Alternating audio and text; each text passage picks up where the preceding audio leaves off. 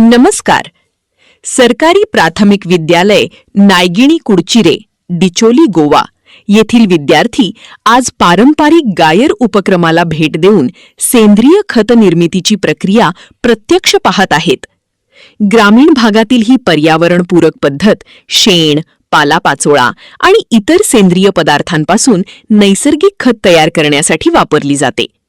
ही परंपरा नायगिनी येथील श्री जितेंद्र सावईकर आजही जपून ठेवत आहेत. चला त्यांच्या तोंडूनच जाणून घेऊया गायरचे महत्त्व आणि कार्यपद्धती. तुम्ही सगळे लहान लहान मुलं आपल्याच गावची आहेत आणि बहुतेक सगळ्यांना गाई गुरं गोठा काय ते माहीत असणार.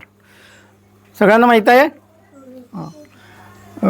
सगळ्यांचा बहुतेकांचा गोठा इथं असणार. तरी हा आमचा गोठा आहे. हा गोठा कसा आहे बघा. या बाजूनं इथं गुरं बांधतात, सगळ्या बाजूनं त्या बाजूनं, म्हणजे दोन्ही साईडनं गव्हाण म्हणतात त्याला, जिथं त्यांना खायला घातलं जातं. आणि या इथं सगळं शेण मूत वगैरे या बाजूने आहेत. इकडे आहे, या बाजूने आहे. इथं आमची 5-6 गुरं आहेत. आता सगळी गेलीत वर चरायला. आणि ही लहान वासरं या बाजूला बांधतो. हे इकडे लहान वासरांची शेड आहे. तुमच्या समोर आहे ही शेणाची गायर म्हणतो आम्ही त्याला. म्हणजे रोज जे शेण जमा होतं गुरांचं ते सकाळी उठून ह्या गायरीमध्ये टाकायचं असतं. जमा करून सगळं स्वच्छ करून इथं टाकायचं.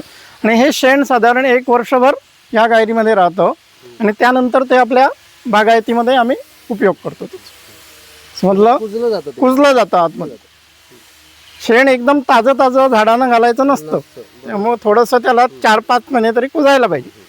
नंतर त्याचा इफेक्ट चांगला आहे. हा बघा, शेणाचा सगळ्यात मोठा उपयोग या बायोगॅसद्वारे आम्ही करू शकतो. समजलं? बायोगॅस कोणाकोणाचा आहे तुमच्याकडे? कोणाकडे नाही. म्हणजे हे जे शेण आहे जे गोळा करतो आम्ही सकाळी, 1-2 किंवा 3 बुट्टी याच्यामध्ये घालतो. हे बघा. पहिल्यांदा याच्यामध्ये घालतो. त्याच्यात पाणी टाकायचं आणि ते चांगलं ढवळायचं. चांगली स्लरी जाड व्हायला पाहिजे.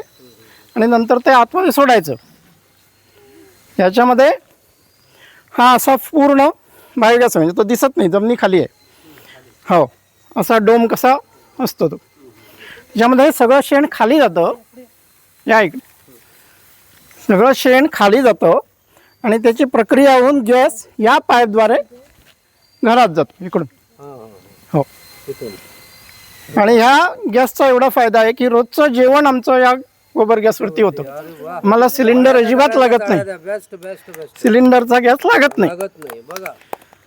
आणि हे जे बाहेर येतं ते गॅस होऊन जे आलेलं शेण या बाजूनं परत त्या गायरीमध्ये जातं. त्याचा पण उपयोग तिकडे होतो. आलं लक्षात?